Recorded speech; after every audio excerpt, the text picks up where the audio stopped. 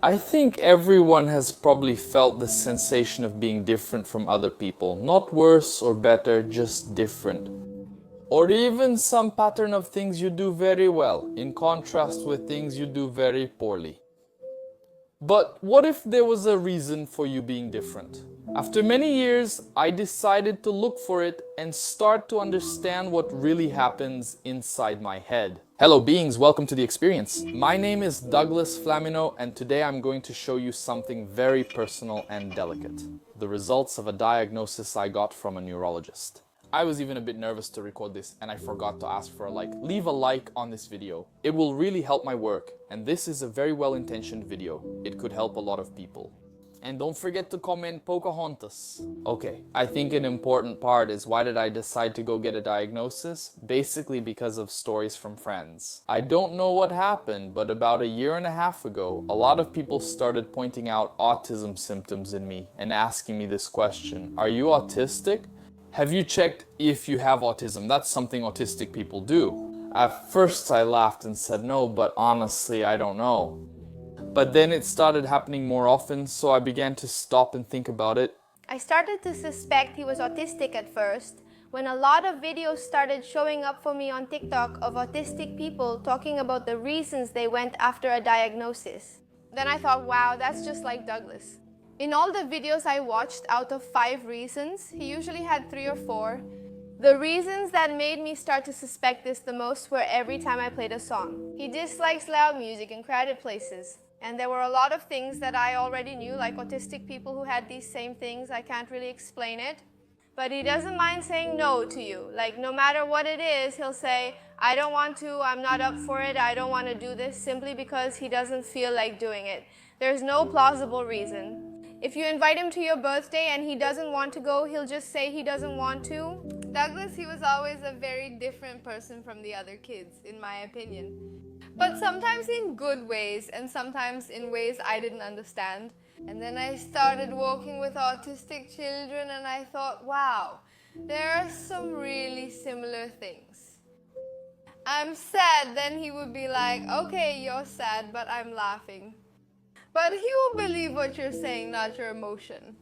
So he was very literal. He didn't understand how we were feeling and didn't know how to deal with it, but that got better over time too. How I dealt with some social issues that I thought were just my own choice or a rational attitude. And some common symptoms that people pointed out to me which I had never noticed before.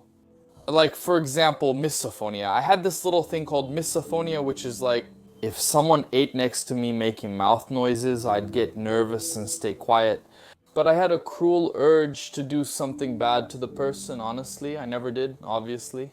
I handled that with meditation. In fact, meditation helps me with many things. Now, unfortunately, I'm good at it, so if I recommend one thing in life, it's to meditate. You can heal many things, and I do mean heal here, okay? You're not going to like have a broken arm and try to meditate to see if your arm gets fixed, right? Another thing I also had like very frequently in my life was sensory discomfort. This can be anything from touch to smell, so I have some issues with sensory discomfort. One of the most common ones, especially during the pandemic, was with lotion on my hands. I couldn't stand putting lotion on my hands, or I don't know, someone holding my hand with a sweaty hand, anything like that. It was a big problem during the pandemic because using hand sanitizer really messed me up. Through meditation and self-hypnosis, I cured that as well. And when I talk about sensory discomfort like that, it's a huge range of options. There are so many things that can cause sensory discomfort. I have a problem with the smell of ketchup, with the smell of tutti frutti. I don't even think the taste of tutti frutti is bad, but the smell makes me want to die. I find those so bad that I don't even want to cure them with meditation and self-hypnosis because I want to keep being disgusted and stay away from those two things. Back to the symptoms, right? I had a lot of social symptoms. That was the part that really got to me, and made me decide to go look for a diagnosis. Because I don't want to be an unpleasant person. If it was a problem with me, oh, I'm doing this thing this way, this bothers me, this is messing up my life. Okay, it's just with me. But when it gets to the point where I'm interfering in other people's lives, the social pressures I faced the most were about being excessively honest, which even now I don't think is a bad thing. I always held back a little, Because I know people are emotionally sensitive, but there are situations where you can't be honest at all. You have to lie, otherwise the person will feel bad. Another thing I noticed that's really different is my desire to be reclusive. Sometimes the urge not to see anyone, to be alone. Seriously, alone in my house, I live alone. That's why it was my dream to live alone. My biggest dream in life has come true. And now that I'm enjoying the wonder of living alone, I can't just like being alone, my God. My sister suggested a neurologist she found online and I agreed. I'm going to get in touch with her, I'm going to get diagnosed. So I went to the clinic and everything. I started taking the tests. I explained to her, what I was complaining about, why I went there. So doctor, am I autistic? My name is Leticia Segreti. I have a clinic that carries my name because of the responsibility that comes with it, right? This is the Leticia Segreti Clinic. Assessment and development, I am a psychologist, neuropsychologist. I have a master's degree in developmental disorders, and I am also trained in the behavioral field of applied behavior analysis psychotherapy. I also focus a lot on treatment for autistic people and also attention deficit hyperactivity disorder.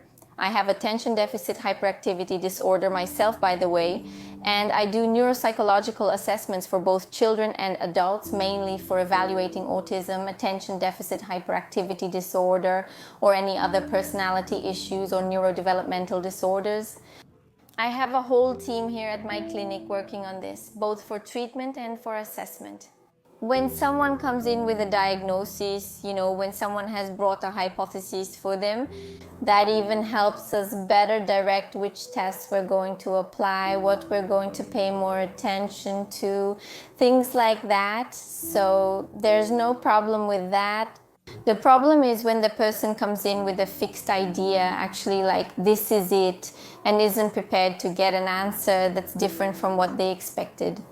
But it's actually good when they come in with hypotheses because there's a reason for them to be there, right? Doing the evaluation. This diagnosis process was very important to me. I ended up seeing things in myself that I had never stopped to analyze before.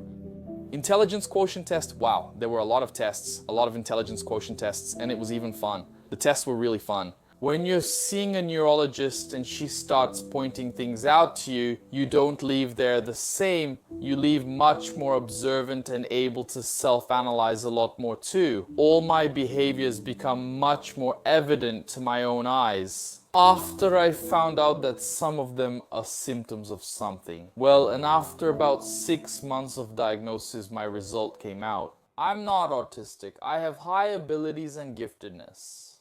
Everything that will be said here is for ethical reasons. I'm the one asking her to share. You have an issue that you can't make someone expose themselves, right? Yeah, that's yours. I'm talking to you. I'm holding the camera and she's gonna say to me everything I'm asking her to say, and everything I'm saying, you can share everything. Because this is my channel and it's a transparent life. When I discovered this term, high abilities, giftedness, I thought, wow, I thought my ease in doing things was called willpower, not high abilities. I even felt a bit uncomfortable with this because after I told some people about this diagnosis, they said, oh, so that's why you can do such things. But those things I did with a lot of suffering, with maximum willpower, with discipline, and not because of my brain. They say there was no willpower, you did it easily. How frustrating. The hypothesis of autism was mostly ruled out because of the initial clinical observations that were made. So he has good verbal and non-verbal communication. And then a lot of people say autistic people don't speak, autistic people have trouble speaking. But in the diagnosis of autism, actually, the whole issue is about non-verbal communication and having well-integrated non-verbal communication. What is that? It's the eye contact, well combined with gestures. You can notice that he has integration, otherwise you would sense him with a more rigid posture. Sometimes when speaking, some things seem mechanical when the person doesn't integrate verbal and non-verbal communication well. So that was one of the things I noticed. Autism is a neurodevelopmental disorder. This means you were born with it. You won't develop it over the course of your life. In adulthood, or something like that. When we talk about social issues there, but they only appeared after a certain stage, like adolescence or adulthood. We move more towards the field of some emotional issue or a personality disorder. We don't actually consider autism because autism will have social deficits since childhood. Then we moved on to the topic of high abilities and giftedness. It's a subject that isn't talked about very much. It's not considered a disorder, so it's not a diagnosis. It's a way of functioning, it's a way of being. High abilities, giftedness, it comes with several characteristics and behaviors that are very similar to some things that are said about autism. So social difficulties are also present in high abilities, but in different ways. An autistic person will have difficulties. Why? Because they have trouble understanding social situations, understanding if the other person likes something or not, understanding what the other person wants or doesn't want, what they are feeling. A person with high abilities has the skill to understand what the other person wants and what the other person doesn't want.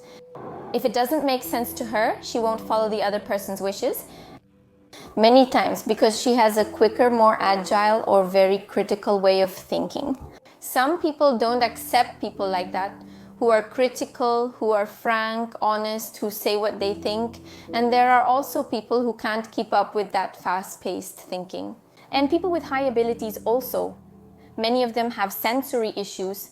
They can also have cravings or aversions. Most of the time they are aversions because just as this person processes everything very quickly, it's also more intense in feeling, so she will feel some things more strongly. So yes, she may feel more sensitivity to light, be more intolerant to noises, because she pays much more attention to several sounds at the same time. And a person with autism can also have sensory issues like aversion to noises and everything, which can also be present in high abilities. Both of them have this characteristic. And do you think making a diagnosis is simple? Look at this, 106 pages. It's a book about my personality. Look at how much stuff there is. Another thing I didn't expect is that my intelligence quotient could be so high, and I was surprised at how complex an intelligence quotient test is. It measures many things. It's not only about how good you are at math. I think that in life we hear more criticism than praise, and when we do hear praise, wow, you're really smart. Wow, you do this well. We just take it as normal. Oh, I'm not doing more than I should. And then 10 seconds later, you forget that you were complimented. But if someone criticizes you, you'll remember it forever. She talked to my mom, she talked to my sister, she gave me some tests to do at home, right? She gave digital questionnaire tests for my mom and sister to answer. I didn't notice anything odd about him. He grew up healthy, did normal kid things, he was really happy, he interacted with other little friends. For me, he never had autism. One of the tests that Leticia did with me, I was impressed by how deep the results about me were. It was unbelievable. I never expected it to reveal so much. At a certain point, she gave me some pictures and I had to create stories for those pictures. And I'm pretty creative, so I decided to separate them by styles, right? Like a science fiction story, a fantasy story, a crime story, a gore story. I tried to make the stories as broad, unique, and random as possible. But in all the stories, I put patterns that I never imagined would be in all of them. They analyzed these stories, and these stories revealed a lot about me. For everyone in the house, their goal from then on became trying to find out what was the real reason for the mother's death. What was the real reason? It remains unanswered. Oh, you're going to leave us curious. Those stories, those movies that need to have a sequel and a third part, you know? But did they ever find out one day? Do you want the second movie? So, high abilities or giftedness is something that a lot of people ask about, and I've seen and read a lot about it. Some say that, oh, it used to be called giftedness, and then that concept became very... It's still not a good way to put it because it gave the impression that the person would be super at everything, right? He would be great at everything, so it changed to high abilities. I've seen concepts that separate it like this, as if high abilities are something a person acquires. They can actually acquire them throughout life, and giftedness is something innate. But the recent scientific articles always talk about high abilities slash giftedness, right? The high abilities slash giftedness. So yeah, we treat it as the same thing, high abilities and giftedness all together. So I think that diagnosis wasn't something that crossed my mind because I didn't really know about it, so it made much more sense. When I play board games with him, he's way above average. By the third time, he's basically a pro. The thing we just learned, he's already exceptional at it, so he's way above average. In a lot of other things too, I'm like, wow, how did you think of that? So, if there's anything in this video that I really want to influence you on, it's not to create diagnoses for other people or for yourself. If someone comes up and says, no, you have attention deficit hyperactivity disorder, you have attention deficit hyperactivity disorder, you have attention deficit hyperactivity disorder, you have attention deficit hyperactivity disorder, don't just accept that you have attention deficit hyperactivity disorder just because someone said so. If this doubt is affecting your life, get a diagnosis. Sometimes it's not attention deficit hyperactivity disorder. Sometimes it's something very similar, or sometimes it's nothing at all. Sometimes it's just someone with another problem judging you because you act differently from them. Wow. Even after 6 months of analysis with the neurologist, my self-esteem got a big boost. Look at this name. High abilities and giftedness, excuse me. High ability seems like something, wow, that's amazing, that's great, that's wonderful, but we need to demystify that because anything that's out of the ordinary, the world isn't prepared for. So it's like feeling out of place, you know, like a fish out of water. And many people come looking for an autism diagnosis because they want to fit in, because they want to understand why they function differently from others. But sometimes the explanation isn't autism. Sometimes the explanation is high abilities. And giving a wrong diagnosis can make the person think they have a difficulty for a reason that isn't related to the neuropsychological evaluation. No matter how many tests we apply, right? Here we try to do a very thorough evaluation, so nothing is missing. So the person leaves here with a complete overview of themselves, and we really make sure nothing is left out. But it's not just about tests. The tests help us understand how someone functions. What's outside the curve there? Average. But it's really about clinical observation, the patient's clinical history, and the professional's clinical reasoning based on those results. So there's no test that says more or says less. Especially in Douglas's case, it was a set of things that I needed to analyze as a whole to really understand how Douglas works, especially as the adult that he is. And there could be many reasons why he wants to isolate himself socially, for example, which was one of the most mentioned characteristics there. So I had to look at things like how he saw himself through the completion of some tests. I had to look at projective tests. Even when he put himself out there without knowing he was doing it completely, they really helped me confirm actually my clinical analysis and clinical observation. So I would observe one thing, Douglas would say something else, and then the projective test helped me confirm what I was thinking there. Of course, the intelligence quotient test helps because when we see a higher intelligence quotient, that gives us an indication. But we also need to demystify the idea that high ability and giftedness are the same as having a high intelligence quotient, because it's not. It's a combination of things, right? For high abilities, we mainly focus on the characteristics themselves. A creative person, someone we see who has a sense of justice, who is critical, who speaks very well too, expresses herself very well, and argues very well about what she thinks. She has strong opinions, and that already gives us some indications. I should have asked her for this on waterproof paper, right? I'm going to rub this in my friends' faces so much it's going to bleed. That's it for this video. For anyone who thought I wasn't autistic, I'm not, okay? And thank you, Letitia. Thank you. Thank you, Letitia. Thank you, Letitia. Thank you, Letitia. If you want to contact her, get a diagnosis. I recommend it. In the car, he would space out, he would make up a little story and just sit there like this while he was driving. Then the cars would come close to hitting us and I'd be like, oh, Douglas, wake up. And he'd say, oh, right, I was making up a story in my head.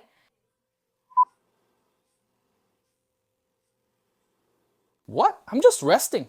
When I asked Douglas to help me record my videos, I'd say something like, oh, if you want, you can go record that thing for me over there. And he'd be like, oh, no, I don't want to, thanks. Then I'd say, what do you mean you don't want to? I called him to record and he refuses. Why? You use the words if you want I used to say, if you want to start recording over there, then he thought it was like, no, please record over there for me. And I always said that like, hey, come on, record there for me. Then he goes and records. If you want to. It was always literal. He takes everything literally. He's very literal. If you say anything, he'll do exactly what you said, word for word. So if you say, oh, if you want to go over there doing that, he won't go unless he actually wants to go there. Even if I were autistic, do you think I would have this kind of eye contact? Do you think so? I don't think so. Well, my eye contact is excellent. I'm not going to take my eyes off yours anytime soon. Even better if it were like this in person.